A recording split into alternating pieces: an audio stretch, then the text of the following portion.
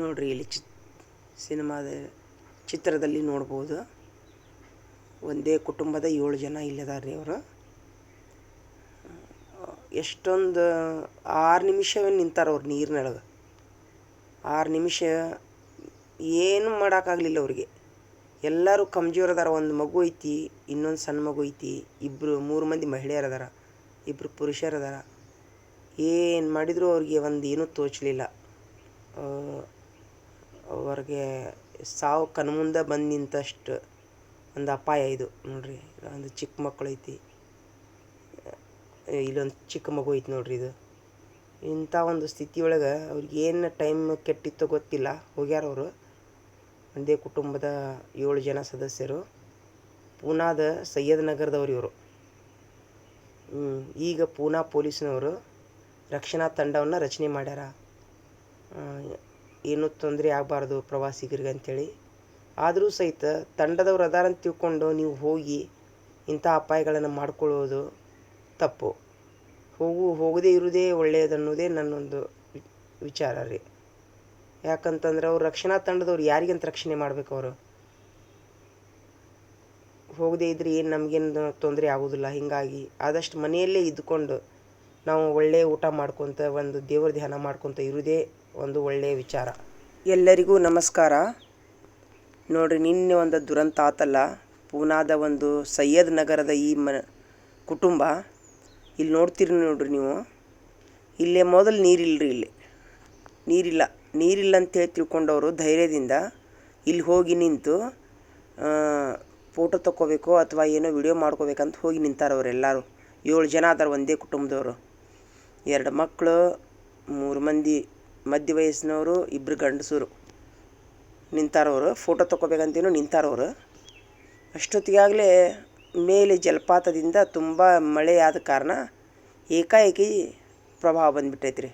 ನೋಡಿ, ಇಷ್ಟು ಮಂದಿ ಸದಸ್ಯರು ಹೋಗ್ಯಾರಂತ, ಇಷ್ಟು ಮಂದಿ ಚಪ್ಪಲಿ ಅದಾವಿಲ್ಲಿ.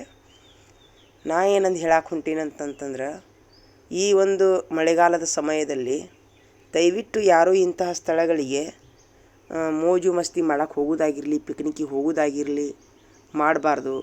ನೋಡಿರಿ, ಈಗ ಅವರು ನೀರಿಲ್ಲಂತ ಹೋಗ್ಯಾರ. ಅವ್ರು ಮೊದಲು ಅವ್ರದ್ದು ಏನೂ ತಪ್ಪಿಲ್ಲ. ಅವ್ರಿಗೆ ಮುಂದೆ ಆಗುವಂಥ ಅನಾಹುತದ ಬಗ್ಗೆ ಅರಿವಿರಲಿಲ್ಲ. ಅವ್ರಿಗೆ ಅಷ್ಟೊಂದು ಲಕ್ಷ್ಯ ಕೊಟ್ಟಿಲ್ಲ ಅವರು. ಒಂದು ದಿವಸ ಅವ್ರಿಗೆ ಯಾರ ಗಮನಕ್ಕೂ ಬಂದಿಲ್ಲ. ನೀರಿಲ್ಲ ಅಂತೇಳಿ ಫೋಟೋ ತಕ್ಕೊಳಕ್ಕಂತ ಹೋಗ್ಯಾರ ಅವರು.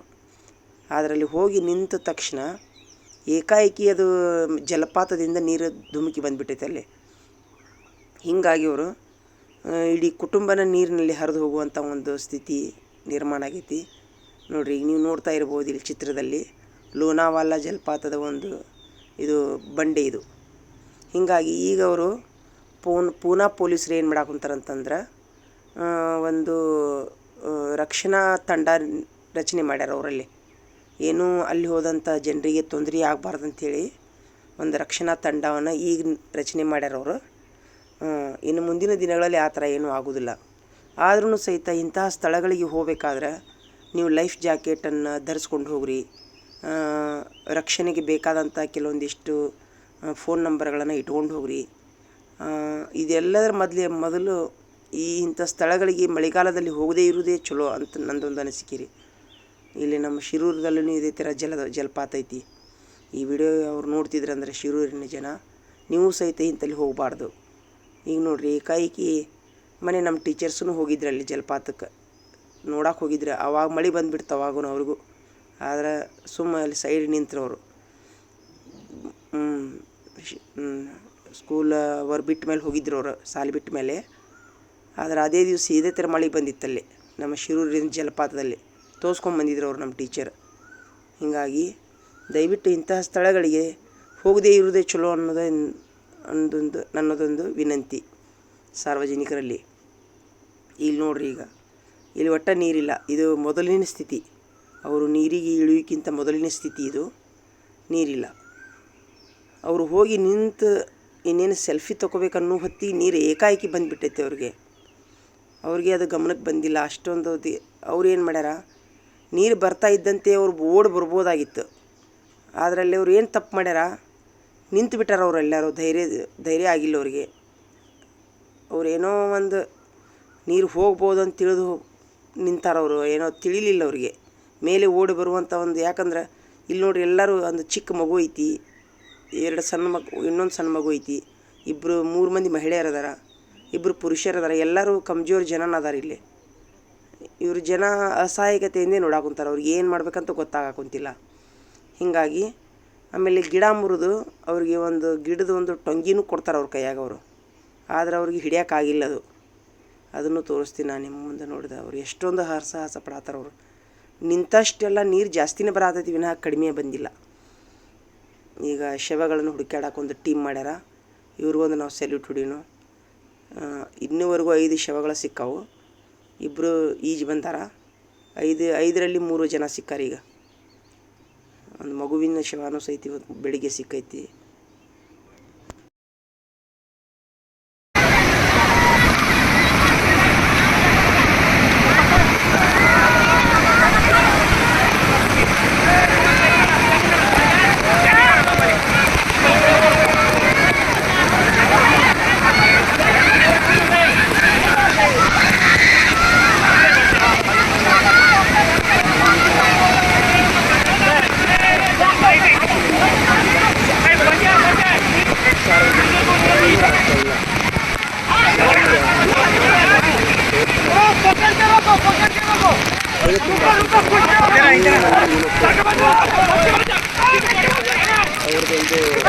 ಅವ್ರದ್ದೊಂದು ಸಾವಿನಗಳಿಗೆ